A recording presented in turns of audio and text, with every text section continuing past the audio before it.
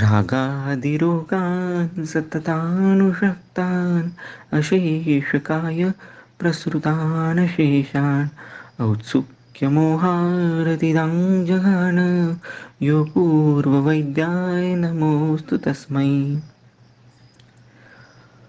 औत्सुक्य, मोह, अरति, इनके उत्पत्ति में जो कारणीभूत है, ऐसे राग, द्वेष, क्रोध, मान, माया, लोभ, इनका जिन्होंने नाश किया है, ऐसे अपूर्व वैद्यों को मेरा अंतःकरण से नमन है। अब यहाँ पर अपूर्व वैद्य को कहा गया है, मतलब ऐसे फिक्टिशियस वैद्य को इमेजिन किया है कि ऐसा वैद्य न भूतो न भविष्यति हुआ है, ऐसे क्वालिटीज से उस वैद्य को संपृक्त किया हुआ है, ऐसे वैद्य की यहाँ पर कल्पना की गई है। लगभग ऐसे ही कंसेप्ट हमारी डिवाइन वैद्य की है कि it is just an ideal वैद्य, an ideal doctor, how he should be. It is absolutely impossible to become 100% totally divine, right? It is basically a journey. Divinity is a journey towards becoming the best version of yourself, a journey towards becoming the best Vaidya, a journey towards becoming the best Vaidya you can ever become,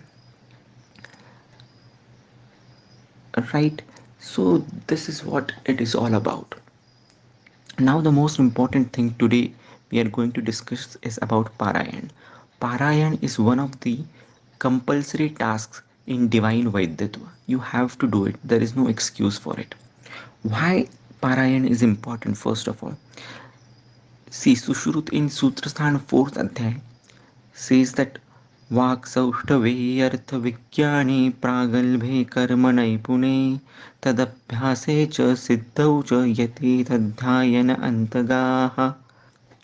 What is telling that Vak Saushtave, the one who knows how to speak, how to recite, the one who knows the meaning, Artha Vijnane, whatever he's reading, the meaning of it, Pragalbhe, because of these things, he has developed a kind of buddhi. He's able to get cross references in the text and understand the subjects in a more better way. Karma Naipune, and he's doing karma abhyas. He's practicing what he's preaching. Tad abhyasecha. He's doing those things continuously again and again. Then what will happen? Siddhocha. He will get siddhi, that is success in his endeavor. Right? So if we go with this path, Vak Saushtave, Artha Vigyane, Pragalve, Karma Naipune, Abhyas.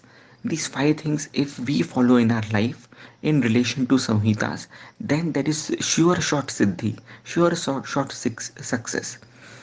And Parayan is one of the methods of getting through the Vak Saushtave Artha Vigyane method. What is Parayan basically? First, let us go into this. Parayan is nothing but recitation of the shlokas of the entire Sahita of your like. Okay, so you have to recite the shlokas, but the shlokas have to be recited with nirvikalpa buddhi. Now, what does that mean? While reciting the shlokas, you should recite them as they are. Your buddhi shouldn't come in between. You should not impart meaning to what you are reading. You should grasp exactly what Charak is trying to say. What happens most of the time is that we read what we want to read, right? We don't read what he wants us to read. We don't read his mind. We read basically what is internally inside us. जो हमने सीखा है उस basis पर हम पढ़ते हैं, अर्थ लगाते हैं. हम वो अर्थ नहीं समझते, लगाते, जान पाते जो चरक हमें कहना चाहते हैं. तो and this is very difficult thing to read with, recite with निर्विकल्प बुद्धि. उस श्लोक को 100% आपको देना है, आपका तन मन उसमें लगा देना है और उसका अर्थ भी आपका बोध नहीं हो, ये आपको करना है. एक 4-5 अध्याय आपको इसमें लगेंगे, लेकिन with time, with practice, with अभ्यास, you can do this quite easily. Even if you can do this thing to 50%, try that. Don't get the meaning of it. Even students can do this thing quite easily because they don't know only many shlokas. So it is very helpful for them. It is in fact a bonus for you that you don't know the shloka and their meanings, so that your brain will not come in between. You know, friends, our biggest enemy are our thoughts. Overthinking is our thoughts. Overthinking is our biggest enemy. If we have controlled thoughts, a crystal mind, if we can use our brain with our will, if we want to stop our thought activity, we can stop it. If we can want to start, we can start it. Just type this type of start and stop switch. If it is there in our body, if we have developed that habit, then there is nothing like it. So this is what we all have to do now. Now you have understood that we have to read with nirvikalpa buddhi. Whatever it is, we are going to read with nirvikalpa buddhi. And what will happen because of that, that is most important. What, suppose you recite the entire Sushruta Sahita in 4 adhyayas daily. This is what our sequence is used to be going to be, and we are going to recite Sushruta Sahita only, compulsory. Okay, no Charak Samhita, no Vagbhat Sahita, Sushrut Sahita, common for all of us, because we will be bonded because of that Sushrut Sahita together. Our man is one. We are connected together with man. And if we do Parayan of Sushrut Sahita, then through that common man, we all will get a common thing, that is divinity in us. It will, we will develop integrity and divinity in our thoughts. A different kind of bond we will develop. Hence, I am telling that it should be Sushrut Sahita. Secondly, the basis of starting this divinity, divine Vaidyatva, is the reference from Sushrut Sahita Sutrasthan 25th Adhyay, in which he says, Mataram Pitaram Putran Bandhwan Apicha Aturam Api Etani Avishankit Vaidye Vishwasameti Cha. Okay, Tasmad Putravad Eve Enam Palaye Daturam Vishak. Who is a true Vaidya? The one who treats his patient like his son, the one who is so compassionate towards his patient, the one who gives his 100% to his patients, that person is Vaidya. He is not a businessman like we have become today. कि पैसा दो, patient से पैसा लो, उसको service दो, बात खत्म. This is not some Vaidyatva. Vaidyatva is some different thing. I have told you earlier also that kurvate ye tu vrittyartham chikitsa panna vikrayam te hitva कांचनम राशि पाउंशु राशि उपासते. सोने जैसा हमारा आयुर्वेद है. It is just like pure gold, 22 carat खरा सोना है. और ऐसा सोना आपके पास है, हर दिन आप उसको देख सकते हैं, निहार सकते हैं, ग्रहण कर सकते हैं, पहन सकते हैं. ये होने के बावजूद हम देख क्या रहे हैं, उसमें से मिट्टी देख रहे हैं, खराब चीज़ें उसमें से देख रहे हैं, ऐसी चीज़ें उसमें देख रहे हैं जिसका कोई वैल्यू नहीं है, सिर्फ उसका धंधा बनाया है. औषधों को बेच रहे हैं, स्वास्थ्य को बेच रहे हैं. लेकिन जनस्य आशय आलक्ष्य यो यथा परितुष्यति तम तथैव अनुवर्तयेत पराराधन पंडिताः. पेशेंट के मन में क्या चल रहा है, उसका मन कितना दुखी है, कितना कष्टी है, क्यों उसे ये बीमारी हुई है, उसकी जड़ तक जाने की हम कोशिश ही नहीं कर रहे. उसका सही अर्थ में हम फैमिली डॉक्टर बन ही नहीं रहे. यदि ऐसा नहीं होता है तो आप कम सिर्फ 10%, 20%, मैक्सिमम 30% रिलीफ दोगे आपके पेशेंट को. लेकिन इमेजिन करो यदि आप उसके हर हिस्से में उसको मदद कर पाओ, हर प्रकार से उसको अपने वैद्यत्व से उसके दिल को छू पाओ, तो there will be nothing like it. आपको पैसे तो मिलेंगे ही, पैसा इज अ बाय प्रोडक्ट, लेकिन by giving him health, wealth, success, happiness, this is what you are going to get in return. This is what LOA is all about. यही तो law of attraction है. Okay, so the another thing which is most important, why we are going to do Parayan of Sushrut Sahita is the Atura Raksha Sutra given in it, which is nothing but the law of attraction in Ayurveda. The Atura Raksha Sutra, which is given in Sushrut Sutrasthan 5th Adhyay, which starts from कृत्यानां प्रतिघातार्थं तथा रक्षोभयस्य च रक्षाकर्म करिष्यामि ब्रह्मा तद् अनुमन्यताम्. Like this, that Atur Raksha Sutra goes, in which we are talking about the different gods which are representing our body parts. For example, अग्निम रक्षतु तेजिह्वा प्राणान् वायुस्तथैव च। हमारे जिह्वा की रक्षा कौन करता है? तो अग्निदेव करते हैं। हमारे शरीर के वायु की रक्षा कौन करता है? तो प्राण करते हैं। हमारे शरीर के प्राण की रक्षा कौन करता है? तो वायु भगवान करते हैं। इस प्रकार अनेक 50 देवताओं का यहाँ पर नाम लिया गया है, उनको आह्वान दिया गया है कि आप आओ मुझे स्वस्थ बनाओ, आप आओ मेरे पेशेंट्स को स्वस्थ बनाओ। यही हमें करना है रोज़, कि हमें कम से कम 3 बार या एक बार भी चलेगा, सिर्फ श्रद्धा होनी चाहिए, भक्ति होनी चाहिए। 3 बार आपको आतुर रक्षा सूत्र बोलना है। उस समय आपको अंदर ही अंदर विजुअलाइज करना है कि हम सभी के पेशेंट्स जो डिवाइन वैद्यत्व से जुड़े हुए हैं, उनको सुख मिल रहा है, आनंद मिल रहा है, उनका दुख कष्ट दूर हो रहा है। आप जो भी दवाइयाँ यूज़ कर रहे हैं उसकी सिद्धि हमें मिल रही है, ऐसा आपको सोचना है। और उसके बाद आपको पारायण को स्टार्ट करना है। और पारायण खत्म होते ही फिर से आपको आतुर रक्षा स्तोत्र 1 से 3 बार बोलना है। इसको बोलते हैं संपुट। तो अभी जो भी कुछ हम पारायण करेंगे उसको आतुर रक्षा का संपुट बनाएंगे। संपुट यानी कि दोनों हाथों को ज्वाइन कर देना। तो एक आतुर रक्षा स्तोत्र पहले, एक आतुर रक्षा स्तोत्र बाद में, इसके बीच में पारायण होगा। यानी कि our patients, our cells are going to be covered और get benefited through law of attraction which is going to work in the medium of Atur Raksha Sutra and through the methodology of recitation, पारायण। इतना महत्व इसका है। Okay. Second thing is, जब आप बोलोगे, रट्टा मारोगे, सॉरी, रिसाइट करोगे वो श्लोकों को, तो वाक सौष्ठव तो प्राप्त होगा ही, आप सच्चा उच्चारण उसका धीरे धीरे कर पाओगे। स्टूडेंट्स के लिए, even if you don't know to recite the shlokas properly, start doing it with time, you will understand how to recite. इसमें थोड़ी गलती भी हुई तो चलेगा, there is nothing big thing in it. Approach your teachers, approach your seniors, listen to some videos online and try to learn और recite in a proper way. जितना आप प्रॉपर स्पष्ट उच्चारण करोगे उतना आप उस विषय की डीप में समझ पाओगे। उच्चारण का अपना एक महत्व है। हर एक वाक्य जो है ना संहिता का, उसमें 2 चीज़ें हमेशा याद रखना। आयुर्वेदोपदेशेषु विधेय परमादरः एंड मंत्रवत संप्रयोक्तव्यम। कि हर एक उक्ति पर, हर एक शब्द पर परम आदर, सुपरलेटिव फेथ होना चाहिए। इसमें बताई हुई हर बात बिल्कुल सही है, 101% सही है। ये मेरी गलती है, ये मेरा कमिटमेंट की कमी है, मेरे कमिटमेंट की कमी है कि मैं समझ नहीं पा रहा हूँ आपको। ओके, आयुर्वेद में कुछ कमी नहीं है, उन ग्रंथों में कुछ कमी नहीं है, वो अपने आप में संपूर्ण है, डिवाइन है।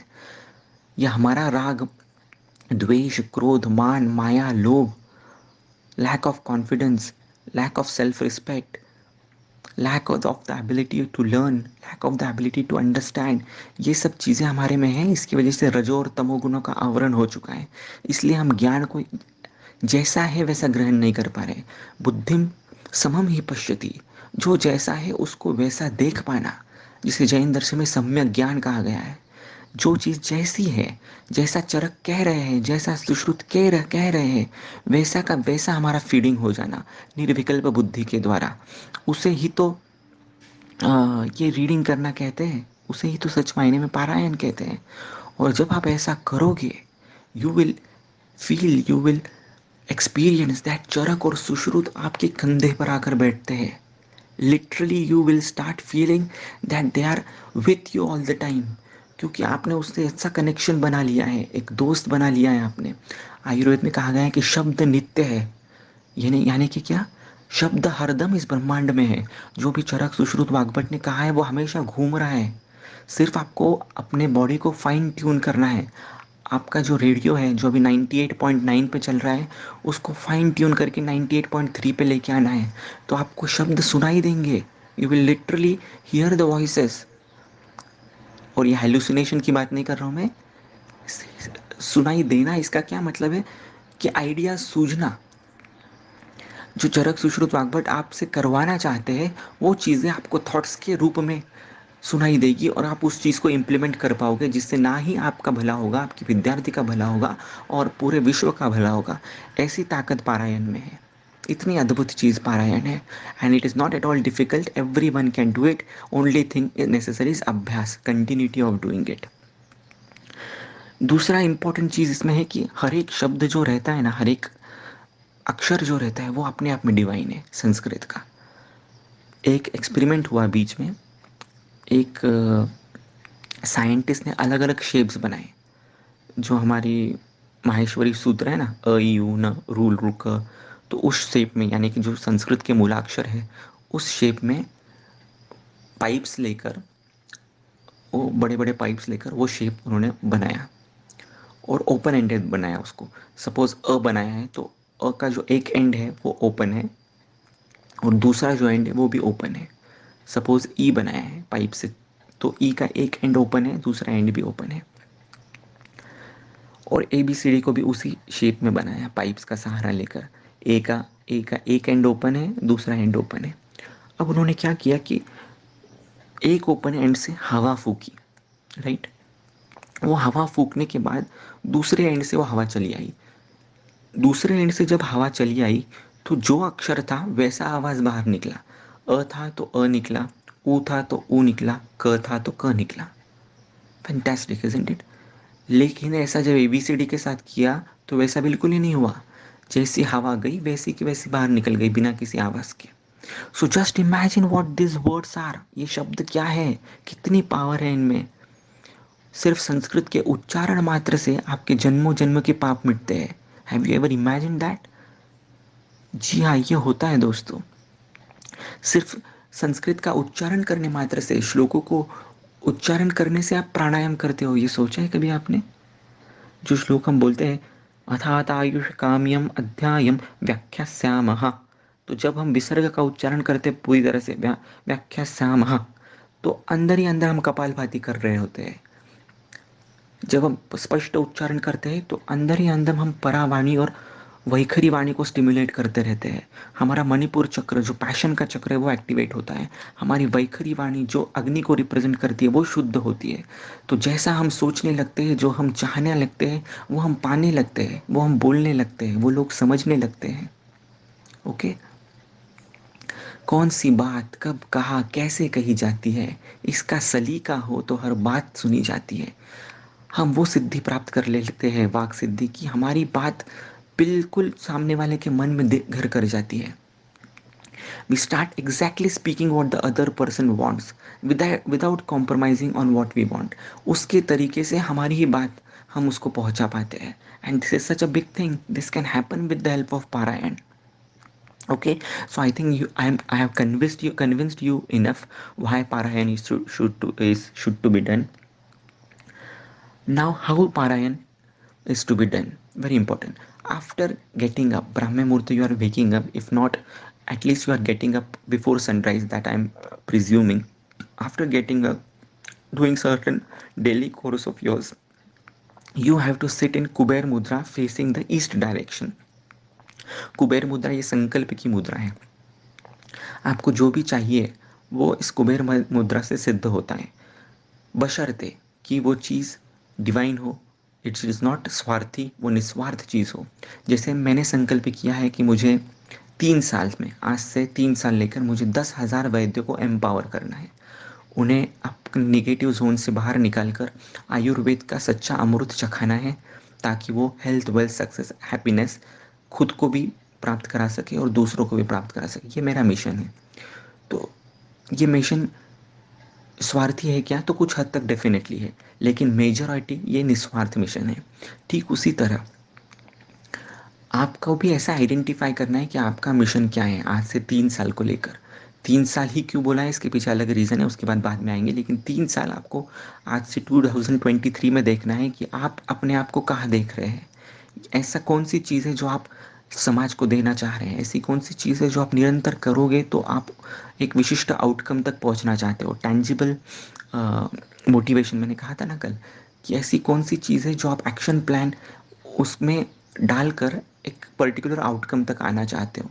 तो ढूंढो वो चीज़, और उस चीज़ को आपको एक फ्रेमवर्क में डालना है, जिसे हम कहते हैं smart thing, specific, measurable, achievable, realistic and time bound.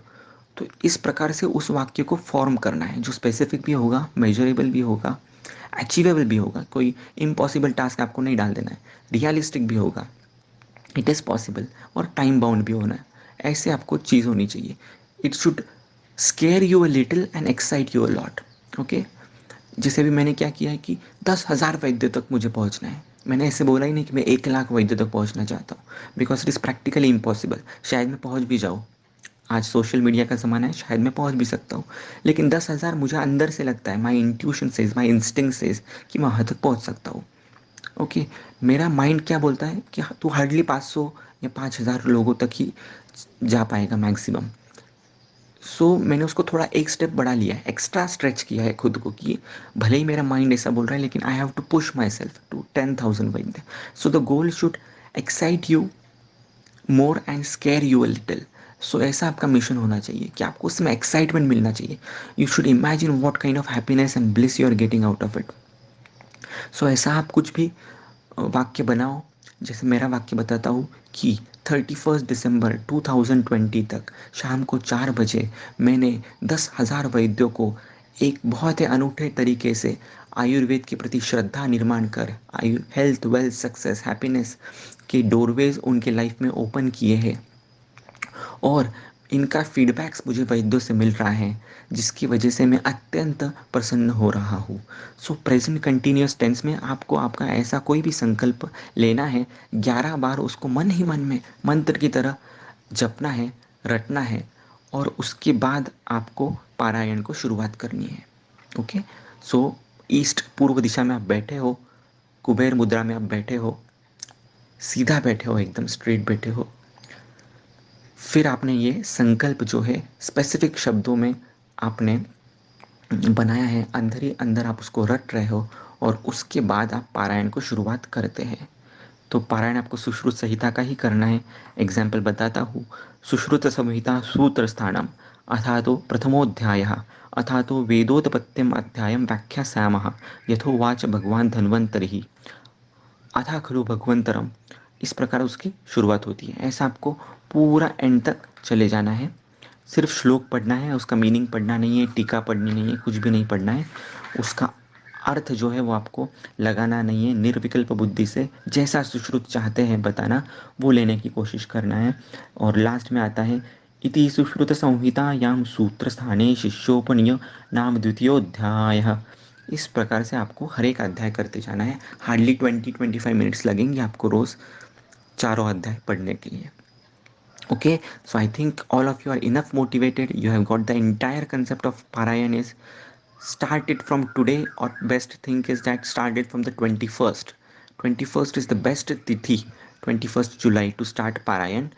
So you can start it, you can practice in these 3 or 4 days. You can ask me questions and doubts about it, and start it practically from 21st July.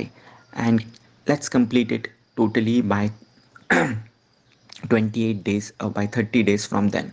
आपने उसका उत्तर तंत्र नहीं किया सुश्रुत संहिता का तो भी चलेगा। 120 अध्याय हैं, 4 अध्याय डेली, इस प्रकार से 30 दिन में आपका पारायण कंप्लीट होगा। और जब आप पारायण कंप्लीट करोगे तब मुझसे बात करना, तब मुझे बोलना क्या मज़ा आया, तब मुझे बोलना क्या अद्भुत हो रहा है आपकी लाइफ में। Okay, so just do it. Bye.